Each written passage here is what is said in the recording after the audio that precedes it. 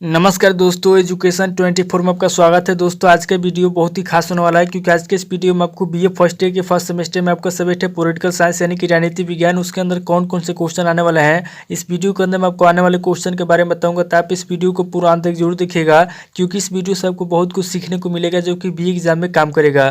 तो आइए देर न करते हुए वीडियो को शुरू करते हैं। और बीए फर्स्ट ईयर के फर्स्ट सेमेस्टर में आपका सब्जेक्ट है पॉलिटिकल साइंस यानी कि राजनीति विज्ञान। उसके अंदर जो भी क्वेश्चन आने वाले हैं उन आने वाले क्वेश्चन के बारे में जानते हैं।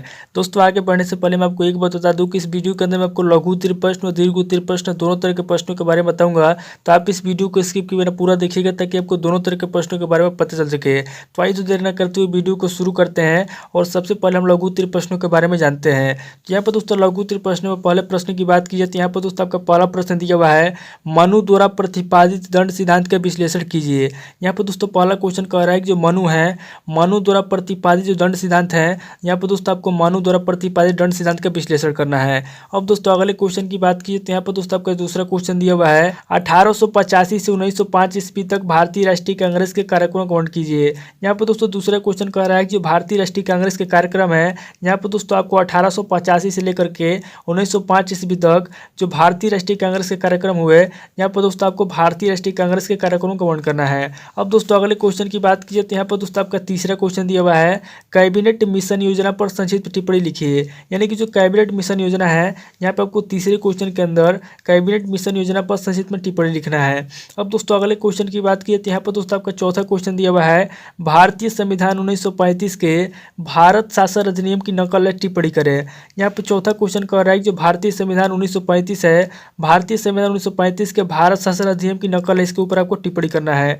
अब दोस्तों अगले क्वेश्चन की बात की तो यहाँ पर दोस्तों आपका पांचवा क्वेश्चन दिया हुआ है, आदर्श नागरिक के गुण लिखिए। यहाँ पर दोस्तों पांचवा क्वेश्चन कह रहा है जो आदर्श नागरिक होता है, आदर्श नागरिक के क्या गुण होते हैं। यहाँ पर दोस्तों आपको पांचवें क्वेश्चन के अंदर आदर्श नागरिक के गुण लिखना है। अब दोस्तों अगले क्वेश्चन की बात की जाए तो छठा क्वेश्चन दिया हुआ है, भारतीय संविधान में वर्णित मौलिक अधिकारों की विवेचना कीजिए। यहाँ पर दोस्तों छठा क्वेश्चन कह रहा है जो भारतीय संविधान में वर्णित जो मौलिक अधिकार है, यानी कि भारतीय संविधान में वर्णित जो मौलिक अधिकार है उनकी क्या करना है, उन अधिकारों की विवेचना करना है। अब दोस्तों अगले क्वेश्चन की बात की जाए तो यहाँ पर दोस्तों आपका सातवां क्वेश्चन दिया हुआ है, नीति निर्देशक तत्वों की उपयोगिता बताइए। सातवां क्वेश्चन कह रहा है जो नीति निर्देशक तत्व है, यहाँ पर दोस्तों आपको सातवें क्वेश्चन के अंदर नीति निर्देशक तत्वों की उपयोगिता बताना है। अब दोस्तों अगले क्वेश्चन की बात की जाए तो यहाँ पर दोस्तों आपका आठवां क्वेश्चन दिया हुआ है, राष्ट्रपति की संकटकालीन शक्तियाँ बताइए। यानी जो राष्ट्रपति है, राष्ट्रपति की संकटकालीन जो शक्तियाँ हैं, यहाँ पर दोस्तों आपको आठवें क्वेश्चन के अंदर राष्ट्रपति की संकटकालीन शक्ति के बारे में आपको बताना है। अब दोस्तों अगले क्वेश्चन की बात की जाए तो यहाँ पर दोस्तों आपका नौवां क्वेश्चन दिया हुआ है, धन विधेयक एवं साधारण विधेयक में अंतर स्पष्ट कीजिए। यानी कि नौवां क्वेश्चन कह रहा है जो धन विधेयक है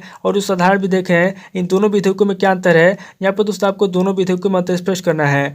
अब दोस्तों अगले क्वेश्चन की बात की जाए तो यहाँ पर दोस्तों आपका 10वां क्वेश्चन दिया हुआ है, मुख्यमंत्री की शक्तियों एवं कार्यों का वर्णन कीजिए। यानी कि 10वां क्वेश्चन कह रहा है जो मुख्यमंत्री की शक्ति है और जो मुख्यमंत्री कार्य है, यहाँ पर दोस्तों आपको मुख्यमंत्री की शक्तियों एवं कार्यों का वर्णन करना है। अब दोस्तों अगले क्वेश्चन की बात की जाए तो यहाँ पर दोस्तों 11वां क्वेश्चन दिया हुआ है, भारत के सर्वोच्च न्यायालय के महत्व एवं उपयोगिता का विश्लेषण कीजिए। यहाँ पर दोस्तों 11वां क्वेश्चन कह रहा है जो भारत के सर्वोच्च न्यायालय है, यहाँ पर दोस्तों आपको सबसे पहले भारत के सर्वोच्च न्यायालय के महत्व के बारे में बताना है, उसके बाद आपको भारत के सर्वोच्च न्यायालय की उपयोगिता का विश्लेषण करना है। अब दोस्तों अगले क्वेश्चन की बात की जाए तो यहाँ पर दोस्तों आपका 12वां क्वेश्चन दिया हुआ है, केंद्र और राज्यों के बीच राजस्व के प्रमुख साधनों का संक्षेप वर्णन कीजिए।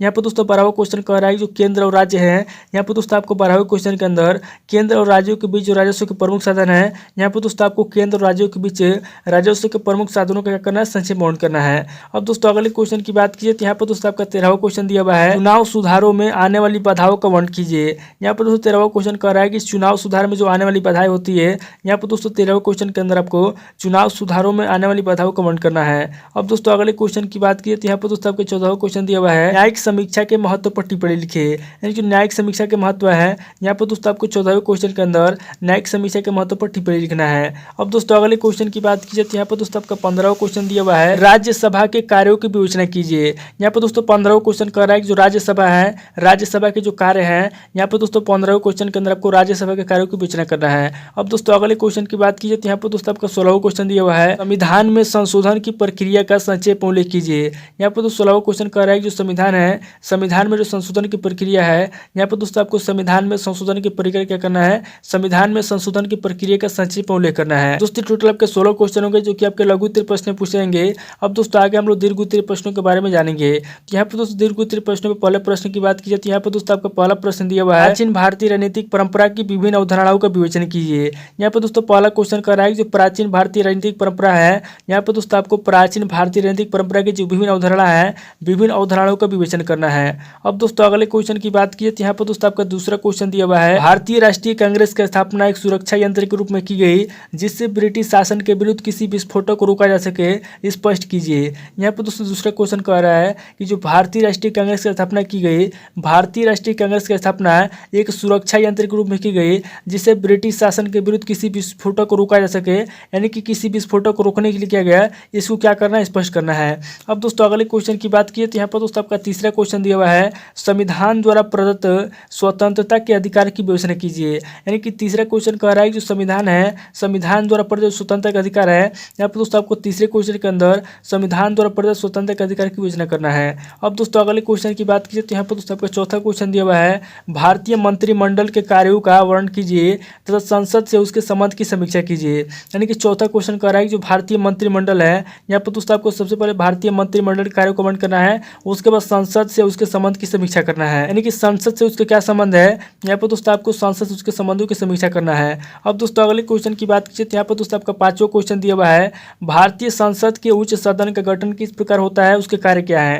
यहाँ पे पांचवा क्वेश्चन कह रहा है जो भारतीय संसद के उच्च सदन है, भारतीय संसद के उच्च सदन का गठन कैसे होता है, किस प्रकार होता है, उसके कार्य क्या है। यहाँ पर दोस्तों आपको भारतीय संसद के उच्च सदन का गठन बताना है, किस प्रकार होता है इसके बारे में बताना है, उसके कार्य बताना है। अब दोस्तों अगले क्वेश्चन की बात कीजिए तो यहाँ पर दोस्तों आपका छठा क्वेश्चन दिया हुआ है, राज्यपाल की स्वाभाविक शक्तियों का उल्लेख करते हुए उसकी वास्तविक स्थिति का मूल्यांकन कीजिए। यानी कि छठा क्वेश्चन कह रहा है कि जो राज्यपाल की स्वाभाविक शक्ति है, यहाँ पर दोस्तों आपको राज्यपाल की स्वाभाविक शक्तियों का उल्लेख करना है और उल्लेख करते हुए उसकी जो वास्तविक स्थिति है, वास्तविक स्थिति का मूल्यांकन करना है। अब दोस्तों अगले क्वेश्चन की बात कीजिए तो यहाँ पर दोस्तों आपका सातवां क्वेश्चन दिया हुआ है, सिद्धांत और व्यवहार में राज्य विधायी प्रक्रिया संघीय कार्यपालिका का अधीन है, अनुच्छेद 200 के संदर्भ में व्याख्या कीजिए। यानी कि सातवां क्वेश्चन कह रहा है जो सिद्धांत और व्यवहार है, सिद्धांत और व्यवहार में राज्य विधायी प्रक्रिया संघीय कार्यपालिका के अधीन है, इसको क्या करना है, अनुच्छेद 200 के संदर्भ में व्याख्या करना है। अब दोस्तों अगले क्वेश्चन की बात कीजिए तो यहाँ पर दोस्तों आपका आठवां क्वेश्चन दिया हुआ है और दीर्घ उत्तरीय प्रश्न का लास्ट क्वेश्चन दिया हुआ है, भारत में चुनाव सुधार की आवश्यकता क्यों है, धन शक्ति चुनाव पर कैसे प्रभाव डालती है। यहाँ पर दोस्तों आठवां क्वेश्चन कह रहा है जो भारत है, भारत में चुनाव सुधार की आवश्यकता क्यों है और धन शक्ति जो है कि चुनाव पर कैसे प्रभाव डालती है, इसके बारे में आपको बताना है। दोस्तों टोटल आपके 8 क्वेश्चनों के जो कि आपके दीर्घ उत्तरीय प्रश्न पूछे जाएंगे। दोस्तों इस वीडियो के अंदर मैंने आपको लघु उत्तरीय प्रश्न, दीर्घ उत्तरीय प्रश्न, दोनों तरह के प्रश्नों के बारे में बता दिया। आप इन दोनों तरह के प्रश्नों को नोट कर लीजिए और किसी किताब से सीरीज मिलाकर याद कर लीजिए ताकि आपको एग्जाम में कोई दिक्कत ना हो। दोस्तों आज इस वीडियो को मैं पे स्किप करता हूँ, मिलता है आपसे नेक्स्ट वीडियो में। अगर आपको वीडियो अच्छा लगा तो वीडियो को लाइक कीजिए, शेयर कीजिए और कमेंट करके बताइए कि आपको नेक्स्ट वीडियो किस टॉपिक ऊपर चाहिए। थैंक यू दोस्तों।